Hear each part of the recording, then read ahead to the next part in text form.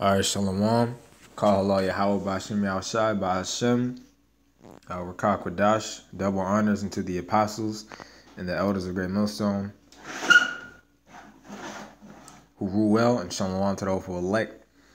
I'm just doing this video on Psalms, the 7th chapter, and I'm going to start at the 9th verse. Read a few verses and break it down because I was happening to be reading this the other day. And it was a scripture I wasn't too familiar with. And, I just liked it and it was edifying. So I figured I'm going to share it to the elect, hopeful elect. So I'm just going to get right into it. Psalm 7 and 9.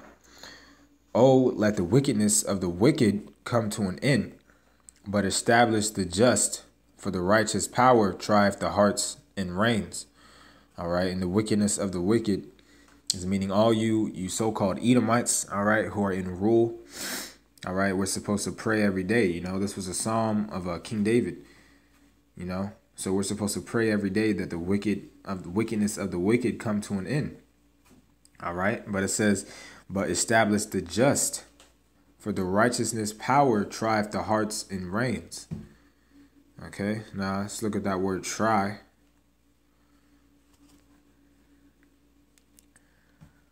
Where was it? Right here, it says bakhan, right? It's a ba, kha, and a na. So it says bakhan. Bakhan. And it says to examine, to try, to prove. To examine, to test, to prove. All right? So what does the scripture tell you? It tells you that the Lord is constantly trying the hearts of everyone, The Lord is He's testing the hearts of these people. He's trying them and he's examining them, and he's finding nothing but wickedness in their hearts, That's why I said, let the wickedness of the wicked come to an end. All right. The only people who are going to pass the test when the Lord examines your heart, which is la'ab, which means mind, is the elect out of the nation of Israel. All right. The so-called Black, Latinos, and Native Americans, and any confusion of faces who may not look like Israelite, but whose spirit resonates with this truth. All right, those are the only people who are gonna pass the test, so to say. All right, the elect. All right, verse 10: my defense is of the Most High, which saveth the upright in heart. All right, let's go into this word heart right here. It says lab, right? Lab. And it says inner mind, inner man, mind, heart, understanding. All right. So my defense is in the power, right? The power of what? The power of the nation of Israel. Remember, Yashar Allah, which is Hebrew for Israel, which means he, the prince of the power. It says, which saveth the upright in heart. So going back to verse 9, when it says, for the righteousness power trieth the hearts, meaning what he examines and he tests you. All right. The only ones, like I said, who are going to pass that test are the upright in heart. All right. And the only ones who are going to be upright in heart in this time are going to be the elect out of the nation of Israel.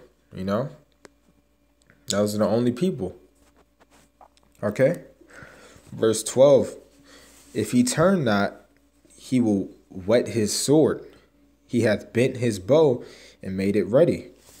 He hath also prepared for him the instruments of death. He ordained his arrow against the persecutors. All right. And who are the what is that talking about? First of all, let's go into that word instrument.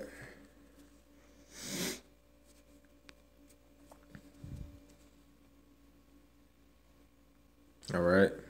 I believe this is kalaya, right? And it says article, vessel, implement, utensil, tool. All right. So the Lord is what? The Lord is preparing his instruments of death. He's preparing his tools. All right. Which one of them is the thermonuclear missiles. That's why I said he ordained his arrow against the persecutors. Talking about the thermonuclear missiles. All right. Because the Lord has vast instruments that he's going to lose, utensils that he's going to use to slaughter you wicked people.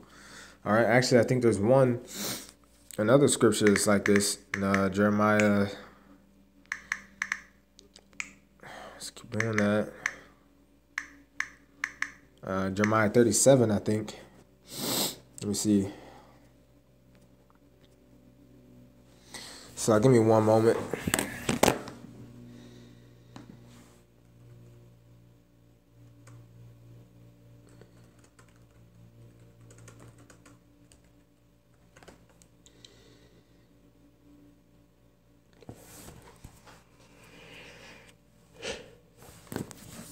Oh, it's Jeremiah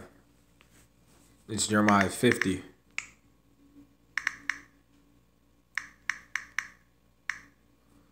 All right, because we're talking about the Lord's tools for death. All right, Jeremiah 50 and 25. The Lord hath opened his armory. All right, his instruments, his utensils, and hath brought forth the weapons of his indignation.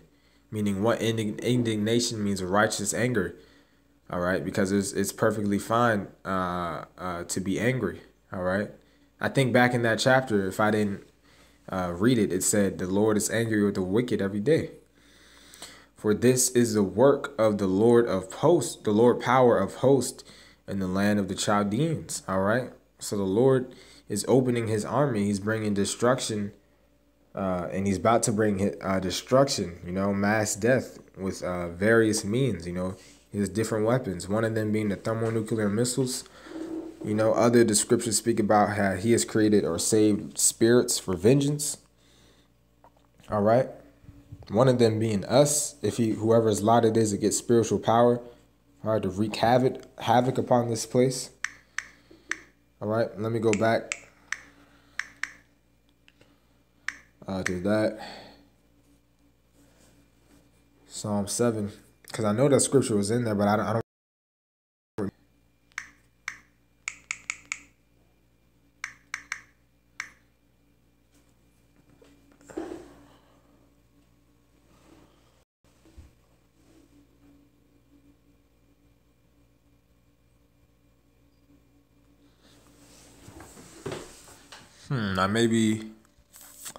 I'm not sure. I don't think I skipped over it, but let me read it. 11. The Most High judgeth the righteous and is angry with the wicked every day. All right, so there's nothing wrong with being angry, you know, towards the wickedness every day. You know, the scriptures say that in Amos 5 and 15. Love the good and hate the evil. All right, so, you know, like I said, this was just Psalm 7, verses 9 through 13. I felt that I read that scripture and it stuck out to me. So I figured why not read it, break it down so that the hopeful elect will get edified. Lord willing, I'm going to do the 9th verse in Hebrew. All right, because it's a prayer that you can pray for the destruction of the wicked. All right, so Lord willing, I'm going to do that later today. But with that, all praises to Yahweh, B'Hashem Yahushai, B'Hashem Rakakwadash. Double honors unto the apostles and the elders of Great Millstone, and shalom to those who elect.